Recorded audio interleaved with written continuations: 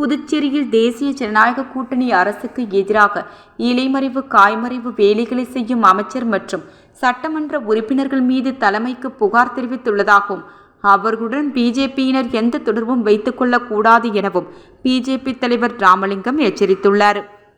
இது தொடர்பாக தேசிய செய்தி தொடர்பாளர் கேசவன் மற்றும் பிஜேபி மாநில தலைவர் ராமலிங்கம் ஆகியோர் பிஜே அலுவலகத்தில் செய்தியாளர்களை சந்தித்தனர்.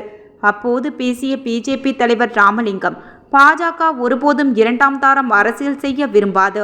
தேசிய ஜனநாயக கூட்டணி அரசுக்கு சுயேட்சை சட்டமன்ற உறுப்பினர்கள் அங்காளன் மற்றும் சிவசங்கரன் ஆகியோர் ஆதரவாக இருந்தார்கள்.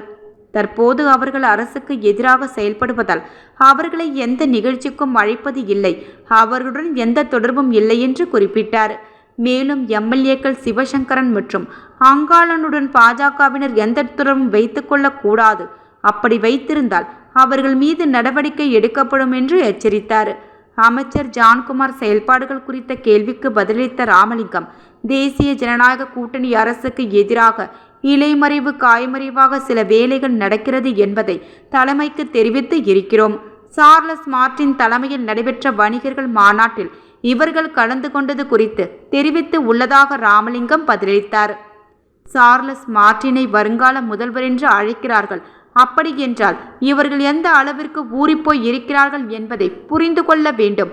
குறிப்பிட்ட ராமலிங்கம் அவர்கள், நடிகர்கள் மற்றும் எல்லா அரசியலுக்கு வருகிறார்கள். அவர்களால் என்ன செய்ய முடியும் என்பதை மக்கள் புரிந்து கொள்ள வேண்டும். மாநிலம் மீண்டும் வளர்ச்சியடைய வேண்டும் என்றால் தேசிய ஜனநாயக கூட்டணி ஆட்சியில் இருக்க வேண்டும் என்று வலியுறுத்தினார். இதற்கு முன்னதாக பேசிய பிஜேபி தேசிய செய்தி தொடர்பாளர் கேசவன், அடுத்த தலைமுறை ஜிஎஸ்டி செப்டம்பர் 22 அமலுக்கு வந்துள்ளது. ஜிஎஸ்டி குறைத்து தீபாவளி பரிசு கொடுப்பார்கள் என்று எதிர்பார்த்து இருந்த நிலையில் நவராத்திரி பரிசாக கொடுக்கப்பட்டுள்ளது. காங்கிரஸ் ஆட்சியில் இருந்தபோது பொருளாதாரம் வளர்ந்த நிலையில் இருந்தது இல்லை. தற்போது உலகிலேயே வேகமாக வளர்ந்து வரும் பொருளாதாரத்தில் 4வது நாடாக இருக்கிறோம் என்று குறிப்பிட்டார். இப்போது அமல்படுத்தப்பட்டுள்ள ஜிஎஸ்டி சீர்திருத்தம் என்பது நாட்டை பொருளாதாரத்தில் 3வது இடத்திற்கு எடுத்து செல்லும் என்று நம்பிக்கை தெரிவித்த அவர், இன்று அனைத்து விதமான பொருட்களின் விலை குறைந்துள்ளது. இதனால் ஜிஎஸ்டி சீர்திருத்தம் என்பது மிகப்பெரிய புரட்சி என்று குறிப்பிட்டார்.